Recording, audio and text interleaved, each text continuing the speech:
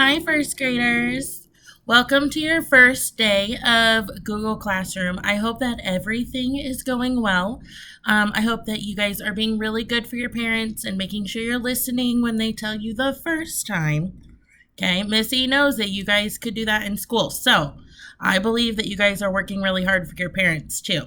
Okay, all right, so we're going to start today off. This week, we're going to read a lot of books by the same author, just like we did Mo Willems and we did Dr. Seuss. This week, we're going to do Kevin Henkes. Okay. So Missy's gonna do her best here. I'd rather read to you in person. I miss you guys so much, so much. So today we're gonna read Chrysanthemum. And I want you guys to pay attention today about characters, okay? So we've talked a lot about different kinds of characters, but in all of Kevin Henkes' stories, there's very similar characters. And so I want you guys to pay attention to that this week, okay? All right, so here's Chrysanthemum.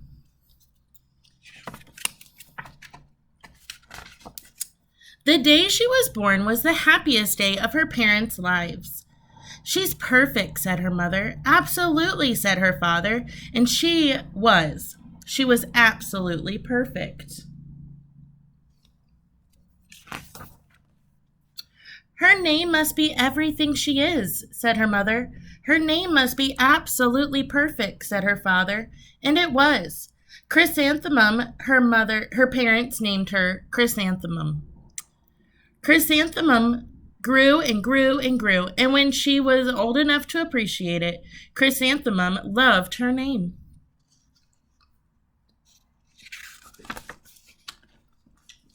She loved the way it sounded when her mother woke her up. She loved the way it sounded when her father called for her for dinner. And she loved the way it sounded when she whispered it to herself in the bathroom mirror. Chrysanthemum, chrysanthemum, chrysanthemum. Chrysanthemum loved the way her name looked when it was written with ink on an envelope. She loved the way it looked when it was written with icing on her birthday cake. And she loved the way it looked when she wrote it herself with her fat orange crayon. Chrysanthemum, chrysanthemum, chrysanthemum.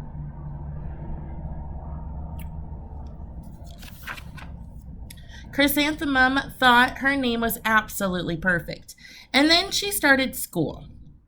On her first day, Chrysanthemum wore her sunniest dress and her brightest smile.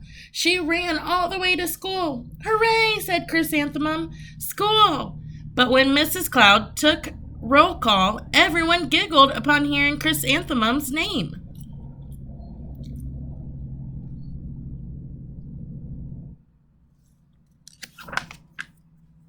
It's so long, said Joe. It scarcely fits on your name tag, said Rita, pointing. I'm named after my grandmother, said Victoria. You're named after a flower. Chrysanthemum wilted. She did not think her name was absolutely perfect. She thought it was absolutely dreadful. The rest of the day was not much better. During that time, Victoria raised her hand and informed Mrs. Cloud that Chrysanthemum's name was spelled with 13 letters. That's exactly half as many letters as there are in the entire alphabet, Victoria explained. Thank you for sharing that with us, Victoria, said Mrs. Chudd. Now, put your head down.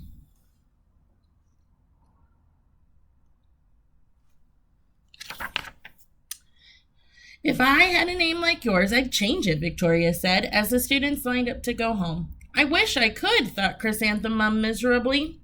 Welcome home, said her mother. Welcome home, said her father. School is no place for me, said Chrysanthemum. My name is too long. It scarcely fits on my name tag, and I'm named after a flower.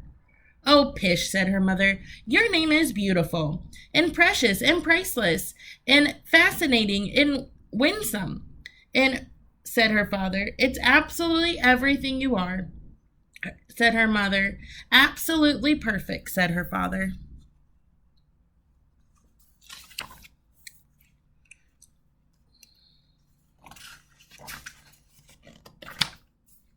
Chrysanthemum felt much better after her favorite dinner, macaroni and cheese with ketchup, and an evening filled with hugs and kisses and parcheesi.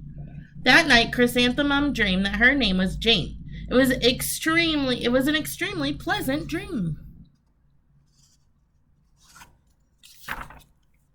The next morning, Chrysanthemum wore her most comfortable jumper. She walked to school as slowly as she could. She dragged her feet in the dirt. Chrysanthemum, chrysanthemum, chrysanthemum, she wrote. She even looked like a flower, said Victoria as Chrysanthemum entered the playground. Let's pick her. Let's pick her, said Rita, pointing. Let's smell her, said Joe. Chrysanthemum wilted. She did not think her name was absolutely perfect. She thought it was absolutely dreadful.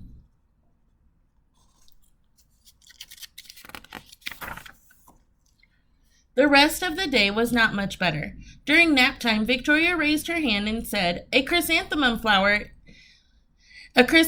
is a flower. It lives in a garden with worms and other dirty things. Thank you for sharing that with us, Victoria, said Miss Chud. Now, please put your head down. I cannot believe your name, Victoria said as the other students lined up to go home. Neither can I, thought Chrysanthemum miserably. How do you guys think Chrysanthemum's feeling right now? She came to school both days thinking that her name was absolutely perfect, and then the kids aren't being very nice to her. Let's see what happens next. Welcome home, said her mother. Welcome home, said her father. School is no place for me, said Chrysanthemum. They said I even look like a flower. They pretended to pick me and smell me. Oh, pish, said her mother. They're just jealous and envious of and begrudging and discontented and jaundiced, said her father. Who wouldn't be jealous of a name like yours, said her mother. After all, it's absolutely perfect. Chrysanthemum felt a trifle better, but after her favorite dessert, chocolate cake with buttercream frosting, and another evening filled with hugs and kisses and parcheesi.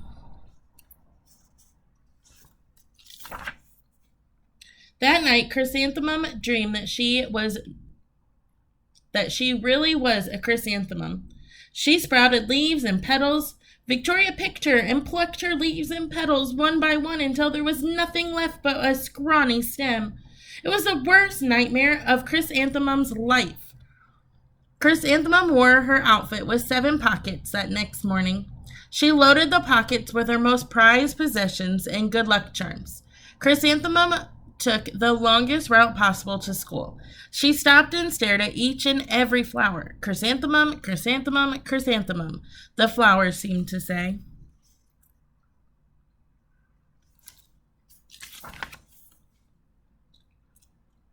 That morning, the students were introduced to Mrs. Twinkle, the music teacher. Her voice was like something out of a dream, as everything else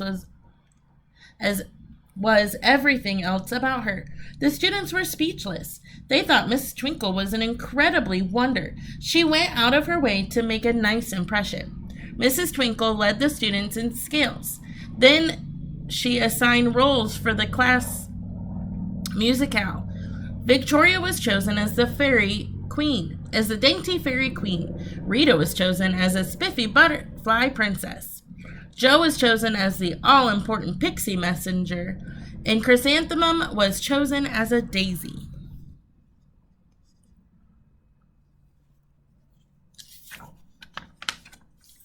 Chrysanthemum's a daisy! Chrysanthemum's a daisy! Joe, Rita, and Victoria chanted, thinking it was wildly funny. Chrysanthemum wilted. She did not think her name was absolutely perfect. She thought it was absolutely dreadful. What's so humorous? Asked Miss Twinkle. Chrysanthemum was the answer. Her name is so long, said Joe. It scarcely fits on her name tag, said Rita, pointing. I'm named after my grandmother, said Victoria. She's named after a flower.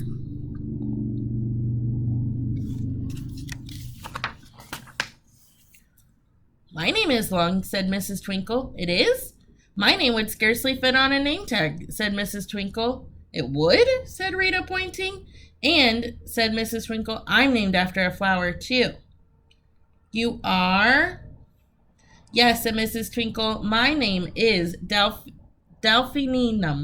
Delphinenum Twinkle. And if my baby is a girl, I'm considering Chrysanthemum as a name. And I think it's absolutely perfect. Chrysanthemum could scarcely believe her ears. She blushed, she beamed, she boomed. She bloomed. Chrysanthemum, chrysanthemum, chrysanthemum.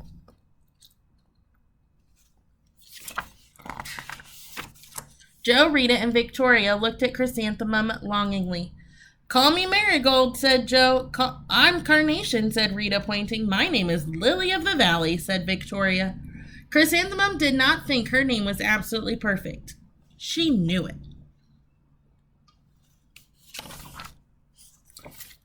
And that is the end of Chrysanthemum.